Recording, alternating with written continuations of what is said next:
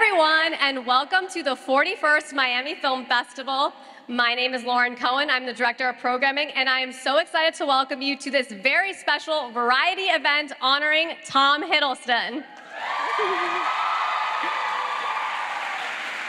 Before we get started, I'd like to give a few quick thank yous because I know you guys are so anxious to see Tom.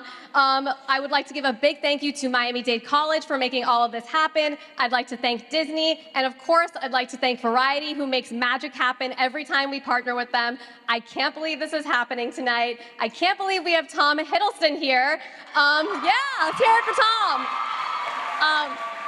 He has played one of the most iconic villains in one of the biggest franchises of all time. He's worked with some of the greatest directors of all time, including Steven Spielberg, Guillermo del Toro, Jim Jarmusch, Taika Waititi, and Joanna Hogg. He's absolutely incredible, and you guys are going to have an amazing time tonight listening to him speak. And so I know you're ready to see him. So to present tonight's Variety Award, please join me in welcoming Variety's Janelle Riley.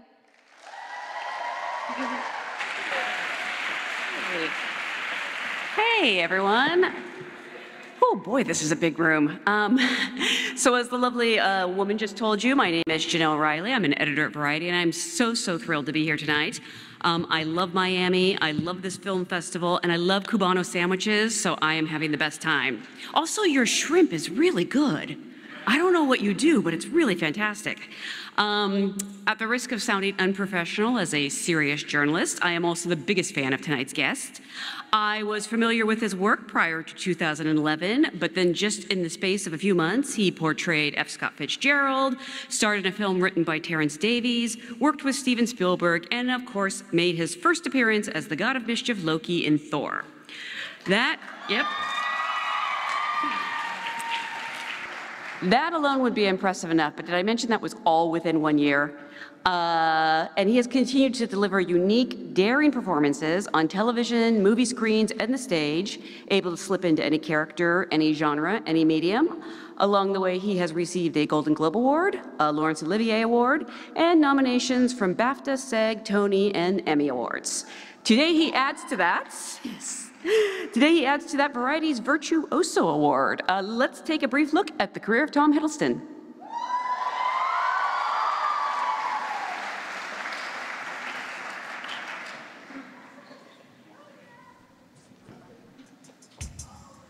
You're really good at doing awful things and then just getting away. What can I say?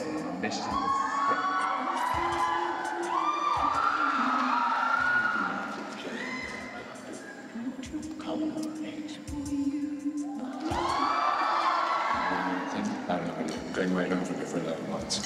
Why? Who knows?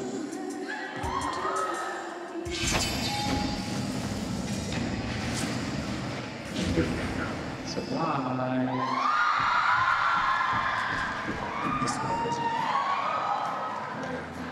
Morbid disease-carrying flies and mosquitoes. And we haven't even started with things that are to be combined. There's no man comes home from war. Bridge 2000, totally fast, number one. Stand by to all credit.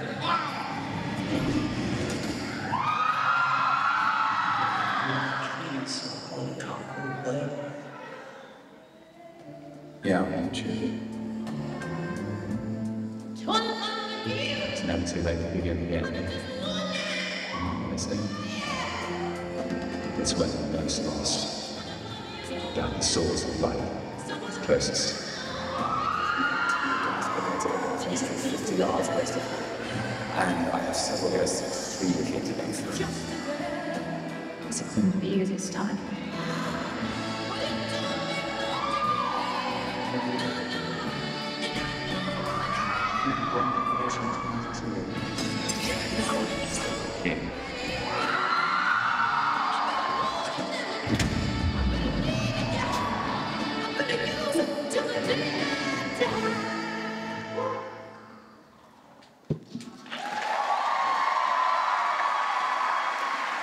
Oh, everyone, I am happy, I am thrilled, I am honored, I'm just a little bit intimidated to welcome Variety's Virtuoso Award honoree, Tom Hiddleston.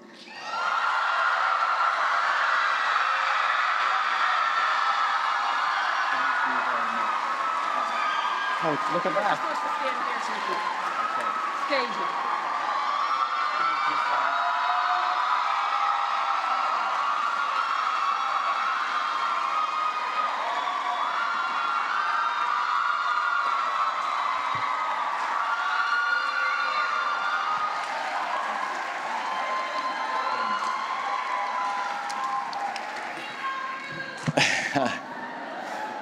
I am so grateful for this great honor. Thank you so much for giving it to me. And most especially to Variety, including Janelle, and to Miami Film Festival and Miami-Dade College, whose students I was honored to meet earlier this afternoon.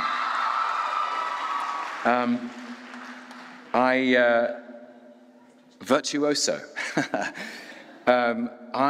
Honestly, when I think of the word virtuoso, I think of a dazzling violin soloist standing in front of the orchestra. And I feel about as far from that as it's possible to imagine. And luckily for you, I will not be playing a musical instrument tonight. But virtuoso, the truth is, of course, I'm not. And by that I mean, for me, the joy of my life as an actor has been about being in a company, about playing in concert, in the orchestra. And what we do as actors is a collective, creative endeavor. And the joy of it is sharing the dream, sharing the space within the architecture of our imagination. And if I have done anything of any value, including those clips you've seen, it's because of the energy and the generosity I receive from other actors and the other artists around me on a set, on a stage. As an actor, you learn your lines, you do your prep, you build a character, you create an interior life, and you show up on the dance floor, and the magic is what happens in the space between you. But continuing the musical theme, when I was younger and I dreamt of becoming an actor, it was because I wanted to play all the keys and chords on the piano. And by that I mean, I wanted to experience and express the range that exists in all human beings, the range in the experience of being alive. And as I accept this award, I just want to pay tribute to the hundreds of brilliant artists who have helped me to do what I do, given me opportunity and inspiration, the directors, the producers, the writers, the costume designers, production designers, makeup artists, stunt coordinators, assistant directors, PAs, the actors, the extraordinary, generous, giving, hilarious actors, and the crew immaculate and tireless, who often arrive on set and get up earlier than I do, and they leave set after I'm gone.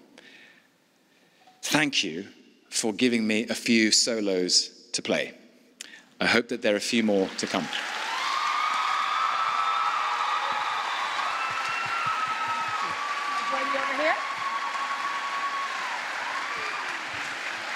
Yeah, great.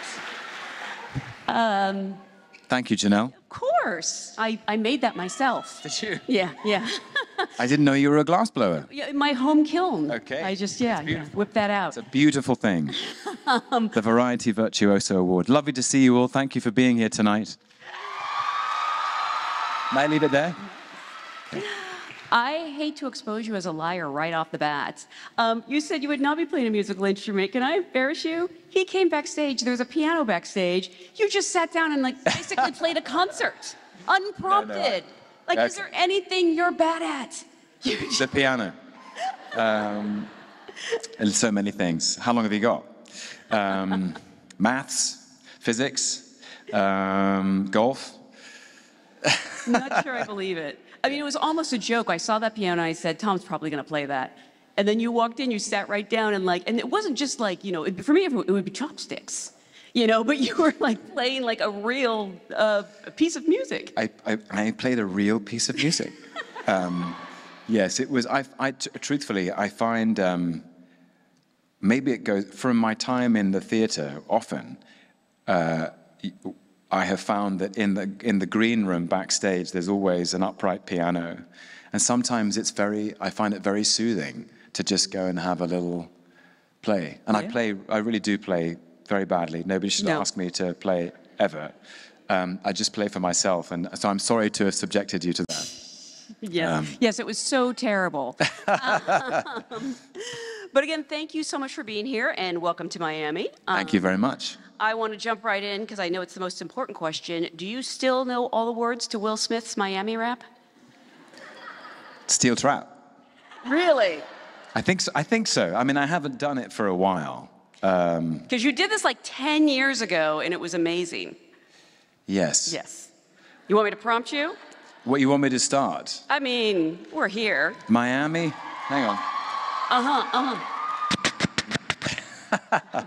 Miami's a place where we come, let go. Miami, the bass and the sunset low. Every day like a Mardi Gras. Everybody party all day, no work or play, okay? Wow. And it goes on yes. After that, but you know. That is impressive enough. The only part I know is, hi, Will. So. That's in there too. Also, before we get into the serious stuff, and we're going to be really serious here tonight, I want to celebrate the great state of Florida with a quick quiz. I don't know if you know this, but Florida is home to some of the most unique city names anywhere. I did not know that. No, these are real town names. Weeki Wachee. Let's go. Couch. Couch. Couch. Sounds like a very comfortable place. 2 Egg. As opposed to 1 egg. Yes. And Taintsville. So I'm just going to give you a real quick list of towns, and you tell me if they are real towns in Florida or I made them up. Okay. Florida. Florida. I'm going to go yes. It's real. Yeah. Isn't that crazy? There we go. I love a good quiz. Baghdad. I think is real. It is real. Yeah. Estee Lauderdale. No. God damn it, you all gave it away.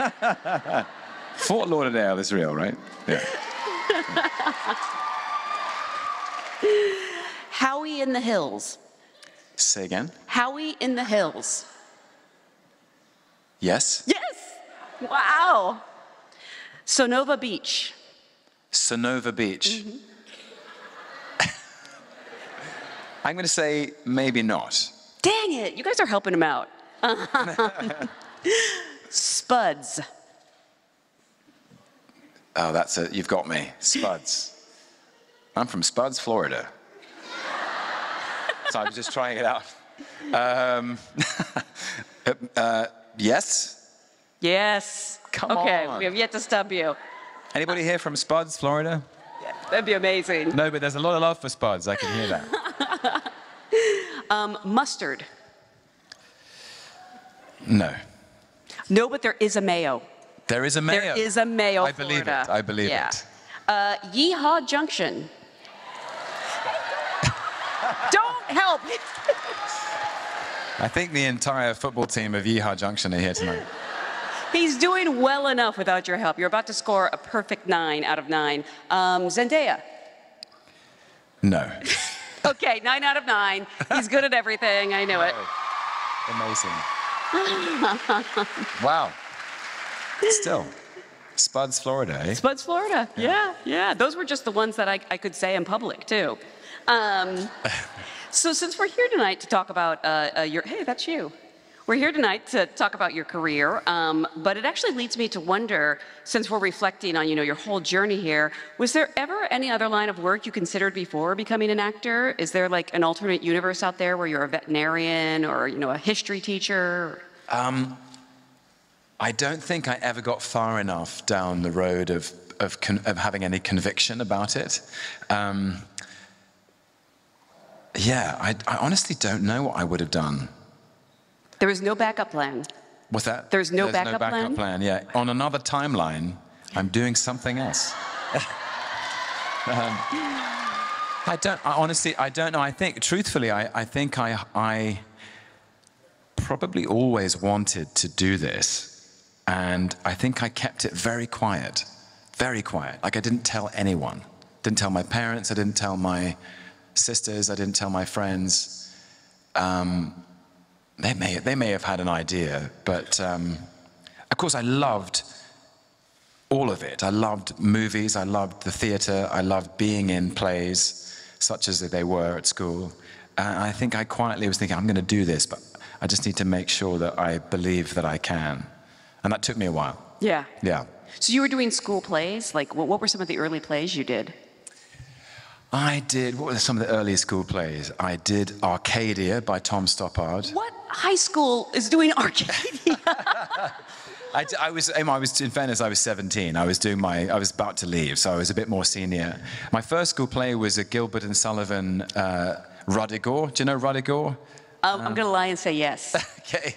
It's a sort of doomed romance, which then comes good, and I played a hearty sailor called Richard Dauntless.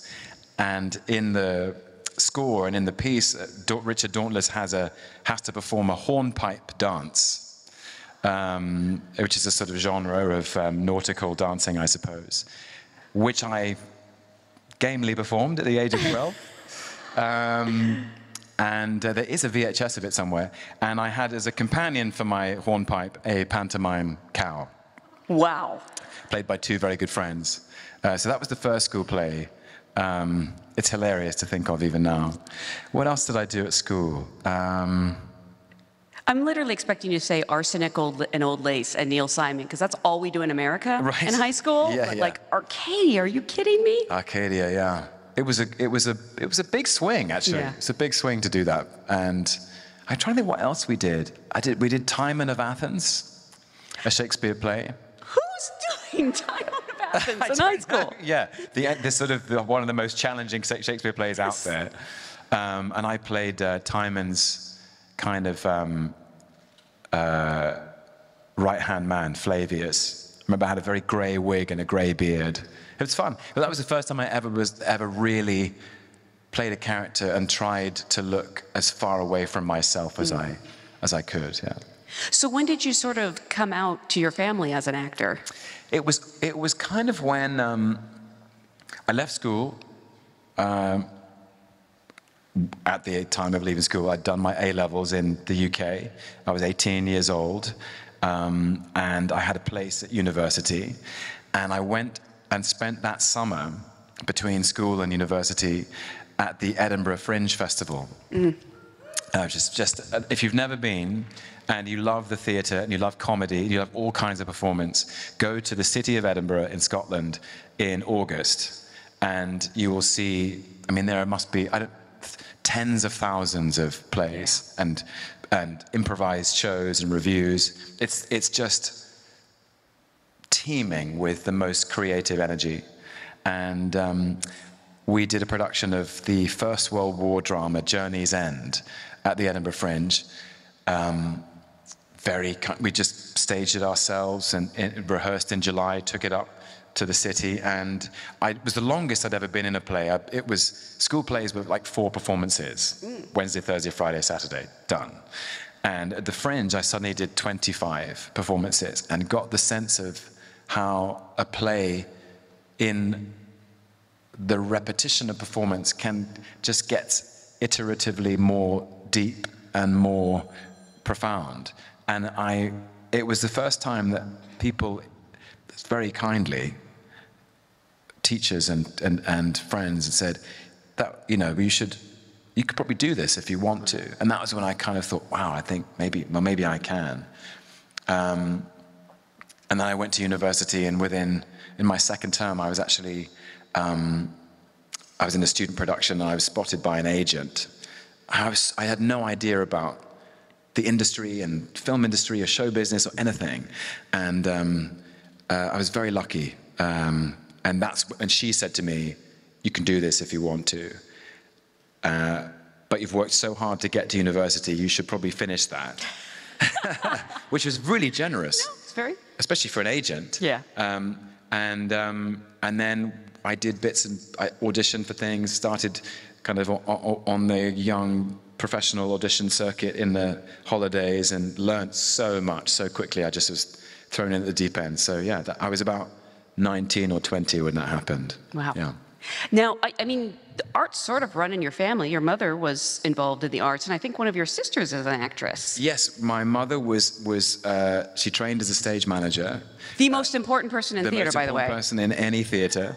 And she worked in opera in London. She worked at the English National Opera for a bit, and many other places. And then, yes, she was bits behind the scenes, but loved it. And then she had us, her children, and she took some time off to be a mother. And I'm so grateful to her. And then she went back into it when I was about 10, and has worked with opera companies and playhouses, and is such a great champion of the arts, such a passionate and articulate advocate for it. So she and I have always shared that. And my sister was an actor, and we actually were in a film together, my first film. No way. Yeah. Unrelated? Unrelated. Oh my God. Yeah, she's in that. Yeah. That's amazing. She's brilliant in it. Wow. Wait, who does she play? I must have like. She plays my friend's sister. Yeah. So, wow. Ironically, yeah, because it was at the time it was such a independent, small production, and it's not a huge role, but there was an actress who had been attached to play the role, and she, literally the day before we started filming, she got cast in a much bigger film, and we were slightly wondering who we might find as a replacement, and I heard conversation. Anyway, she ended up doing it. Terrific. It was lovely to share that experience with her. So she was a Nepo sister. I probably, yes. She wouldn't enjoy that, but yeah. So, but even, it can be a tough life of an actor. How did your mother sort of feel about you pursuing this? Because, we want lives to be easy for our kids. Yeah. And she can be excited that you love the arts, but did she give you any advice or any hesitation? No hesitation, wow. Which I'm so grateful for as I look back, because doubt in life is catching, and I would have caught it probably if she had felt doubt. But no, she was she was so encouraging, and there was an extraordinary kind of. I obviously must have. When we're younger, we're fearless. I think I must have felt. I felt completely fear. Once I had sort of made that declaration, I'm going to do this. I needed to prove to myself that it was the right decision, and so I just dedicated myself to it with every fiber of my being.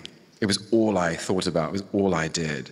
And I felt very grateful for that experience of that period as a student when I was auditioning for all kinds of things, for musicals, for plays, for television productions, for big films, huge, in Hollywood productions, very small, independent things, and not booking any jobs, but learning every time, every audition. I thought, okay, maybe I wasn't quite ready for that, or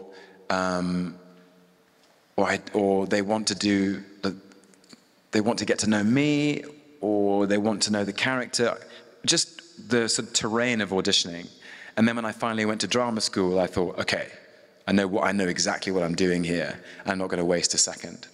And you went to RADA, I did. humble brag. It's not a humble brag if I say it for you. But even prior to that, I believe you were doing some small TV roles? Yes, so it was while I was at Cambridge University. That's a humble brag. Sorry. I went to a state school, so. Look, it's great. So what happened was I was just so fortunate. I was in this production of A Streetcar Named Desire by Tennessee Williams, a great play. And of course there's the completely iconic film with Marlon Brando and Carl Malden, Vivian Leigh, I played Mitch, the Carl Malden character. Oh. Yeah.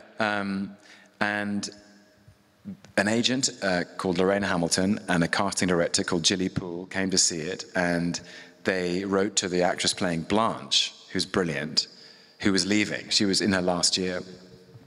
And she got signed by the agent, and she went for an audition with the casting director, and she said, will you give my number to that guy who played Mitch? I would love to meet him.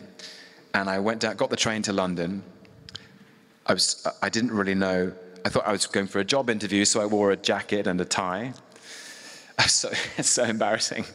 I was so junior and had no idea. And then she said, I would like to give you a small part in a television adaptation of Nicholas Nickleby. Wow. For ITV, the independent broadcasting channel in the UK. And, but you need an agent to do a deal and stuff. And so I went to meet the agent, and suddenly by that summer I had a job, 4 days work, and an agent, and it was extraordinary. I did just 4 days, and they were across July and August, but it was just, I'll never forget that job, ever. I must have had 3 lines, but I learned so much about production. I learned so much about being on a set. I couldn't believe that my holiday job was being an actor.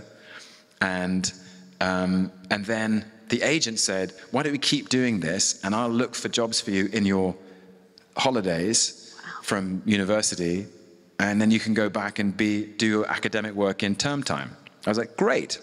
Cut to, all the jobs I booked were in term time. And none of them were in the holidays.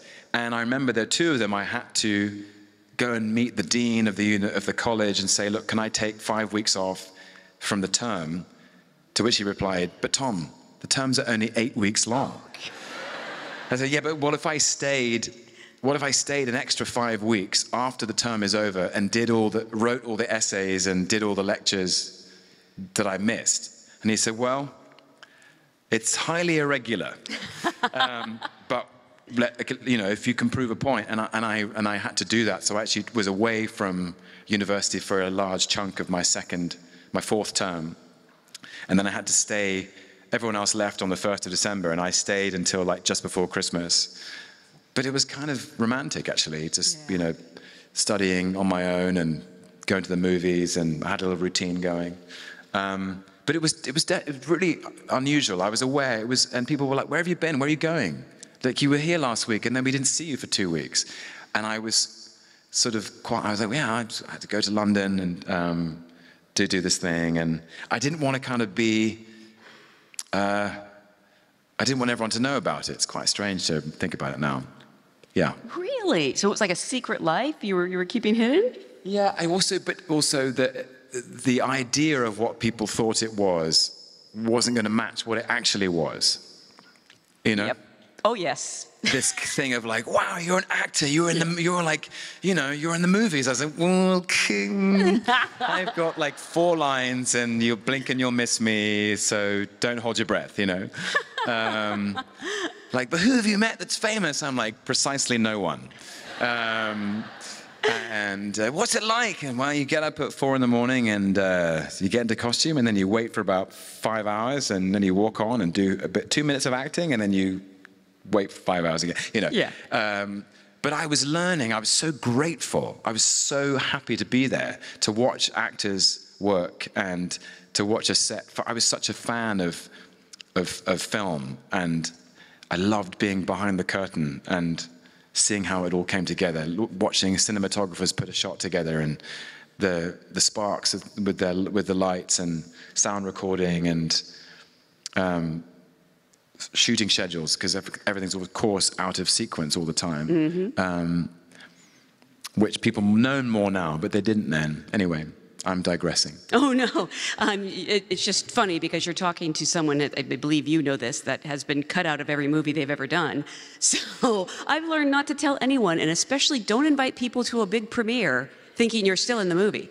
I actually do remember, so Nicholas Nickleby on ITV was broadcast across Easter weekend in, I think, 2001, possibly. Was that it? Would that be right? Yeah. And I got my whole family to sit down and watch it. And it was in 2 parts, so it was about 4 hours long. And they kept, like, everyone was like, when are you going to turn up, Tom? Are you in this? But it was so thrilling, even just to be there for 2 minutes. Yeah. So was it upon graduation from RADA that because you came out to LA for a while, I believe, and I should say, actually, there's a really interesting, I haven't told this story enough. The last job I did before I left university was a television film called The Gathering Storm. Yes. Directed by Richard Loncraine, and it was about the period in the 1930s, between 1933 and 1939, centered on Winston Churchill and his personal life, his marriage to his wife Clementine, and his family life and his difficulty, because in the early 30s he was kind of being marginalized from frontline politics. But he was ringing a very loud bell about National Socialism in Germany, saying, I think we should be paying attention to what's going on. And slowly, slowly, slowly, people started listening to him. And in 1939, he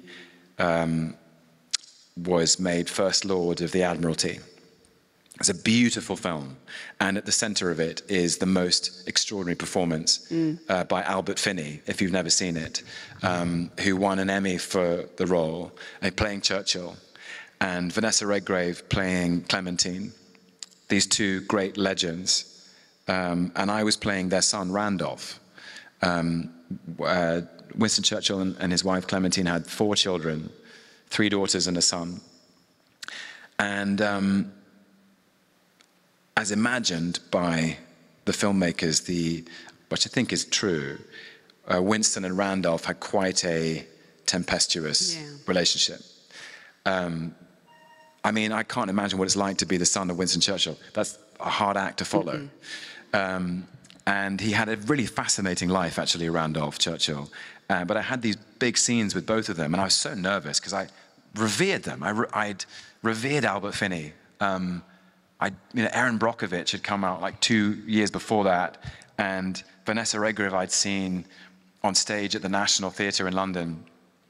And I was so nervous, and I tried to calm my nerves by saying to myself, a son isn't nervous of his mum and dad. So just walk out there and argue with them. But Finney was so generous, and he didn't have to be, because I was nobody. I was literally, there were big stars on that set. Hugh Bonneville, Ronnie Barker, Lena Headey, Derek Jacobi, and I was just some junior actor, and he engaged me in conversation, and we had lunch together. And he said, what's next? And I said, well, I don't really know. I'm just about to leave university. And he said, do you have an agent? I said, yes. And he said, did you go to drama school? I said, no. He said, are you going to do this for the rest of your life? I said, I think so. He said, go to drama school. Wow. Because you've got time. What's 3 years if you're going to do it for the next 60? And you'll learn stuff there, and you'll challenge yourself and be challenged by them. And so I owe that to him, because I don't know if I would have thought of it as carefully as I did after that. Yeah. So when did you take your first stab at Los Angeles? Was it after RADA graduation? Yes, I graduated RADA 2005, and I first, can that be right? Yes. I left in 2005, and I first, I came to LA for a week, like 1 week in late 2007. And was slightly overwhelmed. I remember I had pre-rented a car at LAX, and I went to pick it up, and my flight landed on a Friday night at about 4, Friday afternoon. And I remember picking up my car and driving on the 405. This is pre-GPS. And I thought, this will be the day that I die. I really thought I was driving on the other side of the road on a 6-lane freeway on a Friday night in Los Angeles. I thought, yep, this will be, well, I had a good run. But I loved driving around town. I met a few casting directors, and I had to go back because I was doing a production of Othello in London at the Donmar Warehouse. But it was a good taster for me.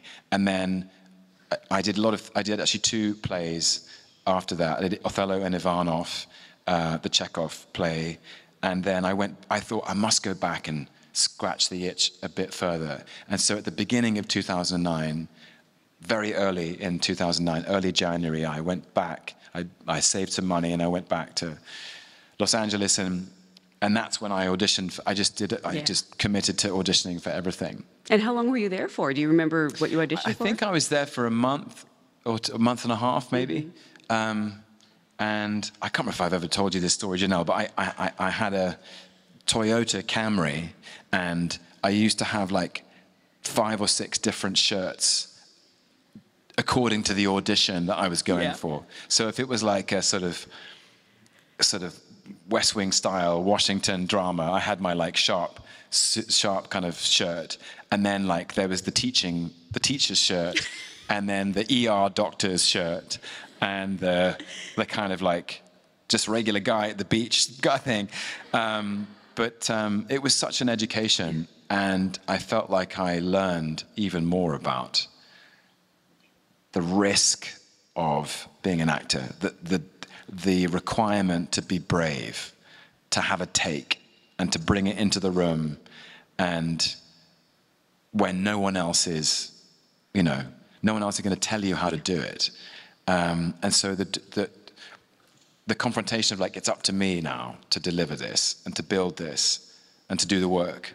And one of the auditions was for a small movie called Thor. That was in LA? I didn't know that. Wow. Yeah. That's so, because I assume Kenneth Branagh. No, I mean, so Kenneth Branagh, I had acted alongside in Ivanov in the West End in London, and he was going to direct it, but I knew that it was a huge motion picture and he would have limited capacity to cast the movie himself. It was a big studio movie. A lot of key decision makers who I didn't know, producers and things. And I remember just being so grateful for the opportunity to audition. And I think it was really surprising because I gave everything to the first audition and then was invited to a screen test. And that's when I thought, if I don't throw my soul at this, I'll never forgive myself. Because I thought this is as close as I've ever gotten. And was this because you originally auditioned for the character of Thor, didn't you? Okay. But I knew that they were, I did know this ahead of time, that they were looking for what they would call unknown actors for the roles of Thor and Loki. And which is to say, they very cleverly, I think, very smartly of Marvel, they wanted to find actors who didn't have a previous association in the minds of the audience, so that the audience would simply commit to believing, well, that's Thor and that's Loki. We've never seen them before. They look like interesting characters. And it was the characters that needed to be cast rather than casting an already big name movie star as that character. So there was a kind of excitement in the community because there was a sense of like, oh, there's opportunity here. Yeah. They're going for actors who haven't done big movies. So there was a real sense, and there was a group of us, and every single one of those actors has gone on to have an extraordinary career. Alexander Skarsgård, Charlie Hunnam, Liam Hemsworth, some guy called Chris Hemsworth. So it was, very exciting. And I remember that, I think, I've said this before, but I signed my contract before going in for my screen test. And on the front page, it said something to this effect. Marvel Studios retains the right to cast Tom Hiddleston in the role of, and there was a blank, and somebody had written Thor/Loki. And I thought, wow, no one told me about that. So it was already something they were thinking about. Wow. That's so interesting, though, because you read for Thor. Again, there's an alternate timeline where you're Thor, and you say those lines. You don't think so? There's no universe where that exists? I think everything happens for a reason, and it's exactly as it should be. Yeah. I'm just trying to imagine you saying those Thor lines. Well, they were. Of course, they were. Even then, the script was in early development, so the scenes were quite. They were even, actually. They were quite intense and full of emotion, and they were about two brothers in a situation where the stakes were extremely high, and the requirement in the audition was to commit to the depth of those stakes, to play those stakes as if they were real. So in a way, they were sort of the same part. And then, of course, it developed around Chris in the most beautiful way. When you found out you got the part, how did they tell you, and what did you do to celebrate? I remember it was about 4 o'clock, 5 o'clock in the afternoon in London. Let me get this right. It would have been 5, because it was 9 a.m. in LA. And it literally, Kenneth Branagh had said this afterwards. He arrived at Marvel, and he said, should we call them? And Kevin Feige said, let's call them. And at 9 o'clock in the morning, Pacific time, Ken Branagh and Kevin Feige called Chris Hemsworth and said, we'd like to offer you the role of Thor. Congratulations. And at 9:01, they called me and said, we would like to offer you the role of Loki. Congratulations. It was a very brief phone call, and I was on Kentish Town Road in northwest London. It was really busy, and busy kind of rush hour. And I just had to sit on the pavement, on the sidewalk for a while.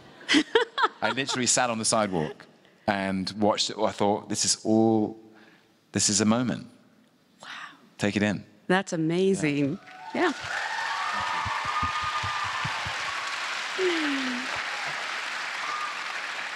I want to back up for just a second, because once again you sort of undersold things. When you mentioned you did Othello, that was with Chiwetel Ejiofor and Ewan McGregor, and I learned so much from them. Really? Yeah, I did. It was amazing to be in that production with them, because yes, Chiwetel Ejiofor was playing Othello, and Ewan McGregor was playing Iago, and Kelly Riley was playing Desdemona. Michelle Fairley was playing Emilia, and I was playing Cassio, which I think is one of the great parts. Yeah. And it was so, they took it so seriously, and were so passionate about the play. And it was strangely, for a very, very disturbing and painful tragedy, it was one of the happiest times of my life. It was such a happy company. And there was some magic in that rehearsal room. I don't know who, probably Chiwetel was the source of it. But it was directed by Michael Grandage, the great Michael Grandage. And very happy time. I love live theater, and just weirdly, within the last week, I've seen 2 shows where things went horribly awry. But I kind of loved it. I know you want everything to go smoothly, but there was something about the moment, and at one point they had to tell an actor, hold actor, please exit the stage, and he just goes, okay, and then came back out and just slid back into that character, and it was amazing. I love that anything can happen. Did anything ever go seriously awry? Did you forget a line, forget an entrance, fall asleep backstage, break something? Yeah, no, I can't. No, fall asleep backstage is not in my wheelhouse. I mean, across the course of my theatrical life, definitely. I mean, there's a couple of things that come to mind.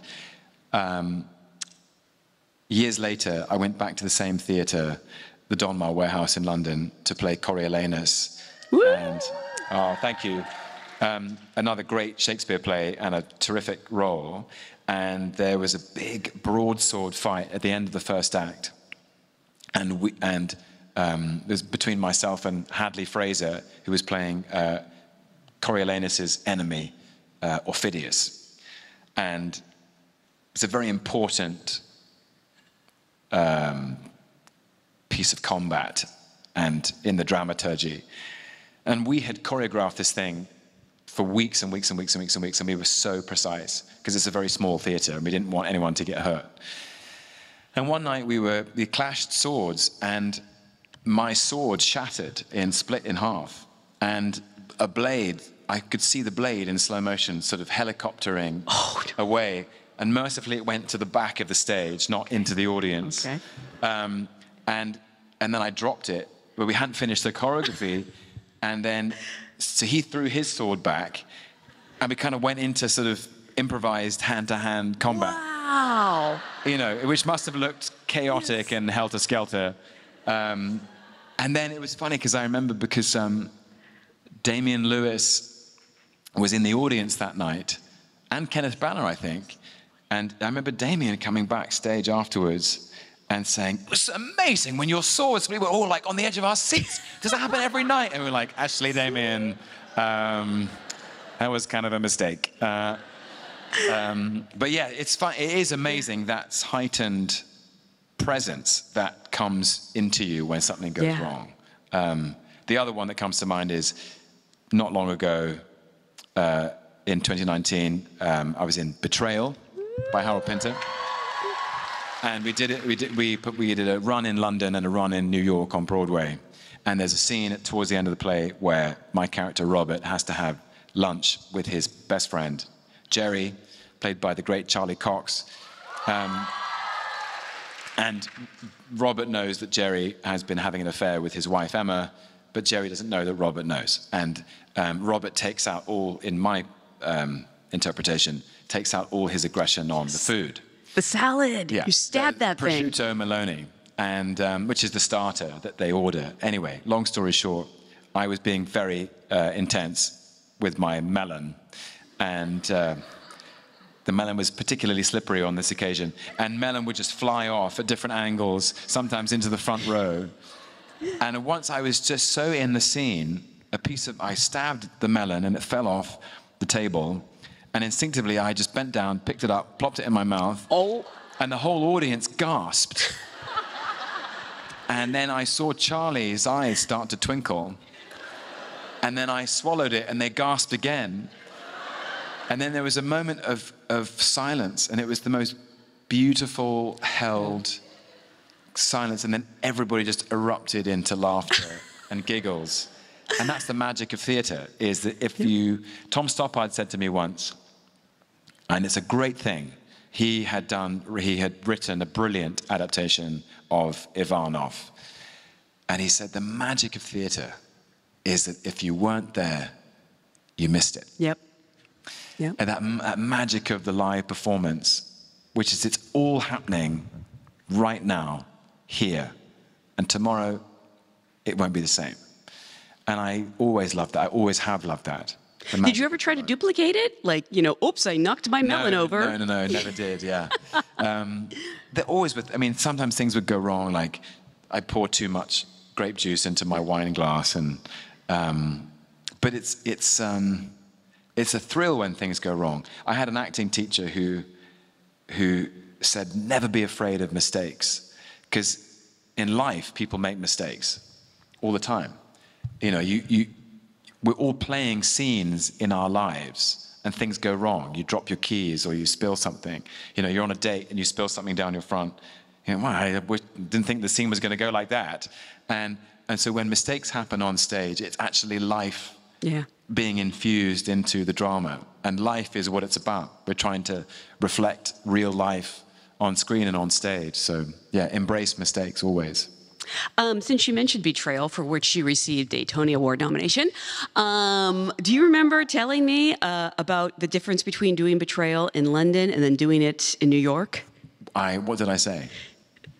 Because I saw it in both places, and the audience was very polite in London. But then the night that I was there in New York, when your character reveals, yeah, I know you've been having an affair with my wife for 2 years. Do you remember what happened? No.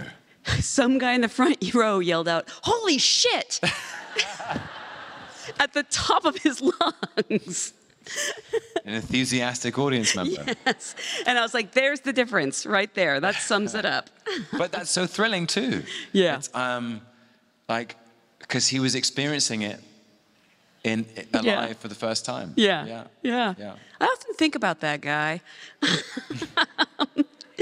So coming back to Loki, he has changed so much over the years, and I think about how he went from sort of this bruised outsider son to really a terrifying villain to sacrificing himself in those films. And then you look at the 2 seasons of Loki, and again, he grows and changes so much just in the course of that.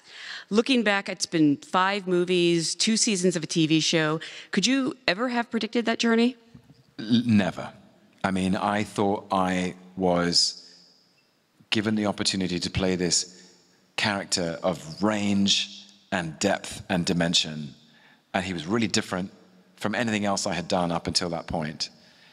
And I was going to dye my hair and really try and shapeshift a bit and explore this very unusual and unknown territory. And I thought I was going to do it once and be like, wow, that was great. I did not know that 15 years later, I would still be playing the character, and it's been the greatest surprise and the greatest delight of my whole life. Because it's such the character is so ancient and deep. The emblem of what he represents in the human imagination is so necessary. And the capacity for reinterpretation and rediscovery and reinvigoration is endless. So it never feels like the same job. Every time it feels new. It feels, what's the purpose? What's the purpose of this character now in this new story that we're telling? Because we're not telling the story we told last year or before. We're telling another story now. And where does Loki fit into that story? Because if you're lucky with these kinds of stories, you're aiming at myth. And I really believe this, we need myth in our lives, because myth binds us together. They're these ancient stories that we can connect to and reinterpret, see ourselves reflected in, and they're very reassuring. And society, I think, has always needed myth in that way. So if you can get close to that, you're in an extraordinary position of good fortune. And I'm sure everyone has seen all 2 seasons, so I'm going to get into some spoiler territory. But the finale of season 2, the season finale, I'm not prepared to call it a series finale just yet. We saw this character who was once so selfish and petulant, like literally sacrifice everything for his friends. And he gets what he wanted. He gets to rule a kingdom as the god of stories, but it's a solitary one. And it is beautiful and tragic. It's so well done, and I know like a lot of that is the special effects and the music and the editing, but it also comes down to the look on your face when he steps out onto that bridge and is like, binding the stories. And then when the final shot we see of him in the throne. I'm so curious because, I know how sets work, and I don't know how they prepared you for that. There's no build-up. We see a big build-up. It's you sit in a chair and they say action, and then you have to do that. What was going through your mind on that day? It was the most very, very memorable for me. And I felt the significance of the moment for me personally. And there was something completely magical about the way it was set up. Because when I was at drama school, I was in an improv class where you were literally in a white box and you weren't allowed any props, any costume, anything to help you or help the audience believe where you were. The task in the lesson was, can you use only your body to tell a story? If it's raining, you haven't got an umbrella, you have to pretend. Oh, good space work. But and I found it really challenging And the lesson was the first commitment you have to make as an actor is in your imagination. You have to commit to a belief that you are somewhere you are not, that you are in another space, which is not this white box with no, it just is a blank space, but you have to commit internally that you're somewhere else. And that is all acting is, really, is having enough conviction in a belief that you can present a entirely different reality. On that set, I had a costume, mercifully, but I had nothing else. I had a staircase, a blue staircase, and a cyclorama of blue screen. There were no ropes to be timelines, and there was a chair at the top. But everything else I had to imagine. My family, my sort of TVA family behind me, they weren't there. The TVA itself wasn't there. It was just, I felt so grateful that it was this great acting. I was back to basics, back to pure acting. Yeah. Imagine that you are climbing the steps at the end of time in the farthest corner of the universe to save reality. And you are tasked with weaving together with your bare hands disparate strands of people's lives, and that your commitment and your resilience and your sacrifice is going to be what allows them to live. And let that resonate in your body. And I don't know if I've described it very well, but it was just so, I felt so grateful that it was just so honest. It was such an honest moment of like, oh, this is what acting is. I really have to, you know, actors pretend. And I'm going to have to pretend really, really hard today. And make it real, at least make it real for me. I loved it. And actually, you draw on stuff, actors draw on things all the time, and it was towards the end of the shoot, and I was drawing on so many memories of the journey of the last 15 years, and all of the friends I've made, and all the experiences I've had, and all of these very special memories of making these films. Because, you know, when you watch a film, when I watch a film, it takes 2 hours, maybe 3 of my life. But when you make a film, at least it takes a year of your life. And so those films have become chapters of my adult life. And so when I was up there, I was thinking of all of the last 15 years. And in a way, I think that helped me. Yeah. And that I was carrying those people with me. And the crew were absolutely amazing that day. Because I was looking at all of them. I was looking down at the crew, camera operators, focus pullers, you know, set dressers, costume designer, hair and makeup artists, stunt people. They were all down there in front of me, and I felt that they were with me, and I found that very moving. Their generosity in being there for me and with me. It's an amazing thing. We have an amazing job. We're very lucky. And see, again, that's why, yep. Really? You're telling me to rap. No. Oh. Keep going, you're fine. Okay. So I'm giving you guys a special treat here. This is a preview. We have a program at Variety called Know Your Lines. We ask actors if they can remember certain lines from their most famous roles when presented completely out of context. And we're going to have a video that Tom is doing that will air on Variety.com in the upcoming weeks. But you have literally so many great projects to choose from. I'm going to give you a warm-up session because you're so great at quizzes. You really need it. I'm going to present you with some lines from your roles out of context and see if you know where they are. We're starting with an easy one, okay? Oh, Hamlet. No, you got to read it. Oh, sorry. It says, "The rest is silence."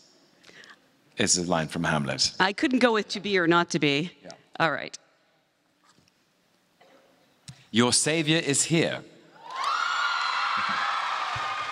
think that's from Thor Ragnarok. Very good. All right, gonna get a little tougher. I was living half a life before you met me. I've got nothing to lose. The Night Manager. Whoa.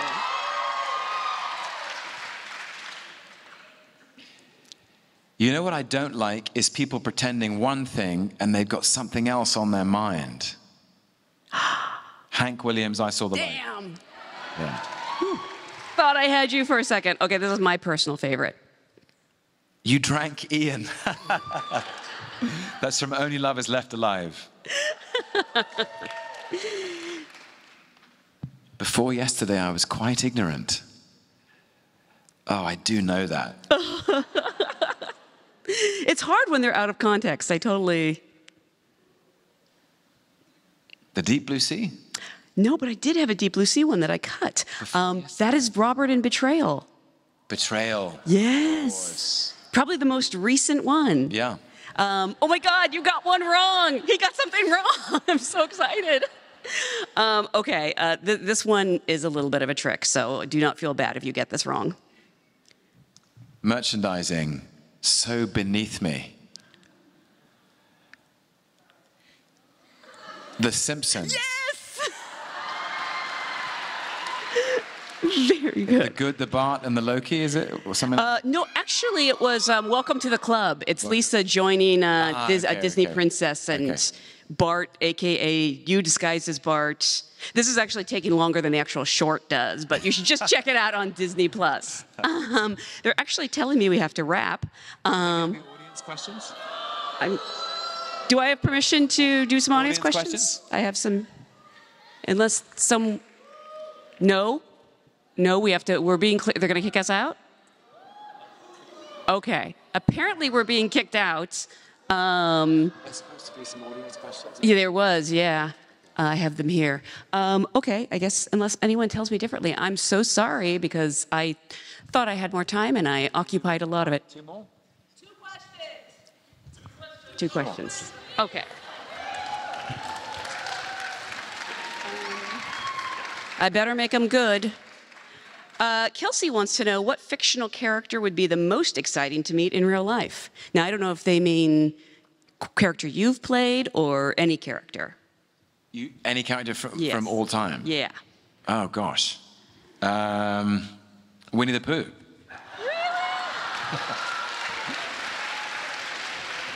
Why? Winnie the Pooh is the absolute best. I'm an Eeyore girl.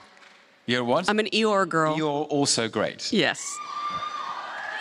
When you meet Winnie the Pooh, can you ask him why he doesn't wear pants? I think we need to get to know each other better before I ask him that question. We have a question from Maggie. What would you say is the best or most fulfilling thing about being an actor? Oh, wow. That's a great question. Honestly, it goes back to when I was in the audience and as a teenager watching actors on stage in the theater and on screen at the movies and feeling as if they somehow understood things about the experience of being alive, which I also understood. And I would look around at the audience and see other strangers laughing at the same time, crying at the same time, being moved at the same time by the same thing. And that act of arriving in an auditorium as a stranger and leaving as a group with a shared understanding of the same experience seemed to me to be the most profound exchange. And I felt that it was so generous of those actors towards me because I felt less alone in the world and more connected to people. And I thought, I would love to be able to be a part of that community. I'd love to do that. And it's still that for me. It hasn't changed. Of course, you know, every job is different. Every experience is different. I'm so lucky that that's what I get to do for a living. It never escapes me. I feel very grateful. Oh, well, we are so grateful. Yes.